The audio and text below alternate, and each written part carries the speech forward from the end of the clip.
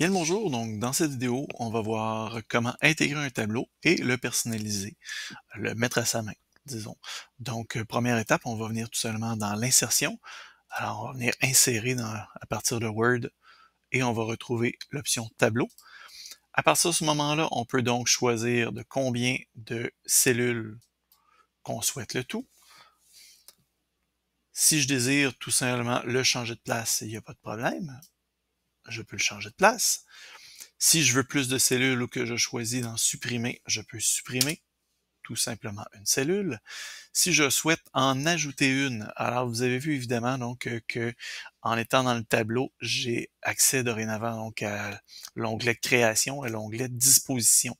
Alors je peux donc jouer dans ma création et je peux également jouer dans ma disposition, donc insérer à droite, insérer à gauche. Alors j'ai inséré à droite et voilà. Donc voilà, j'en ai réinséré deux sans problème.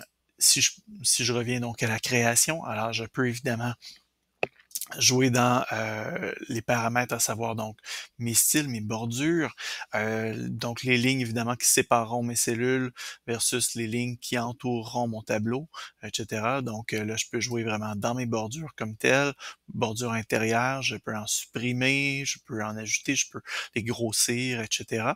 Donc ça aussi, sans problème, je peux m'amuser comme ça. Je peux jouer avec la trame de fond. Je pourrais aussi, si je voulais, juste dire aucune couleur, mais finalement dire, ben écoute, moi, je vais rajouter donc plusieurs lignes et je vais venir tout simplement sélectionner. Donc, je vais faire un double clic versus par rapport à ma rangée, de sorte que je vais être en mesure de grisonner, donc de sélectionner toute ma rangée. Et là, je peux décider de faire de cette ligne-là une ligne en gris pour bien séparer, etc. Donc là, je pourrais faire la même chose pour plusieurs lignes et compagnie. Je pourrais revoir pour diviser différemment aussi mon tableau si je veux vraiment que ça soit récurrent et automatique.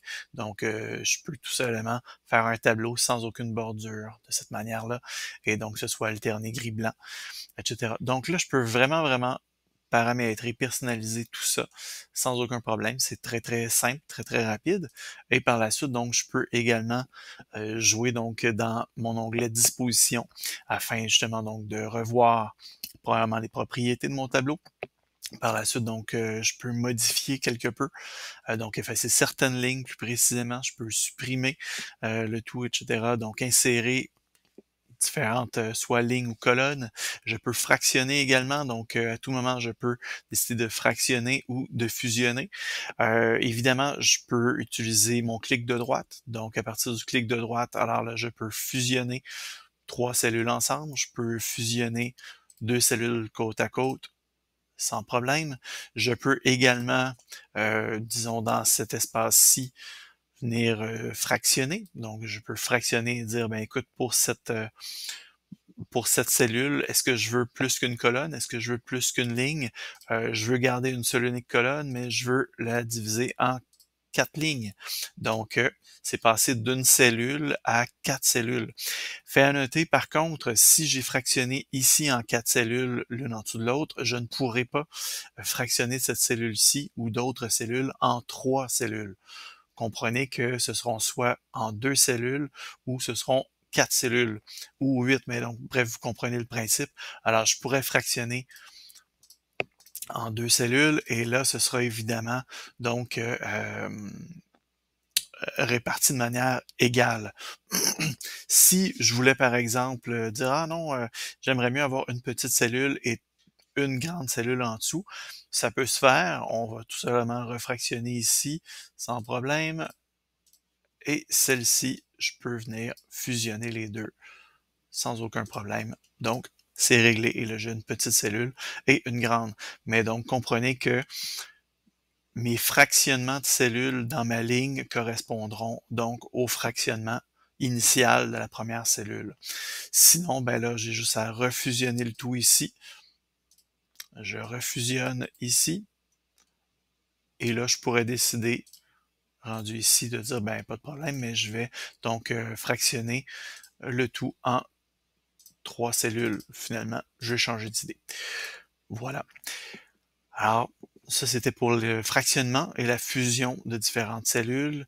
Alors, on a vu comment donc insérer ou supprimer des colonnes également. Si je viens mettre du matériel ici, donc comprendrez évidemment que ça va commencer à débalancer énormément mon tableau. Donc, c'est beaucoup plus difficile de jouer avec ça. Sachez par contre qu'il y a toujours moyen aussi donc de rejouer avec la largeur de mes colonnes.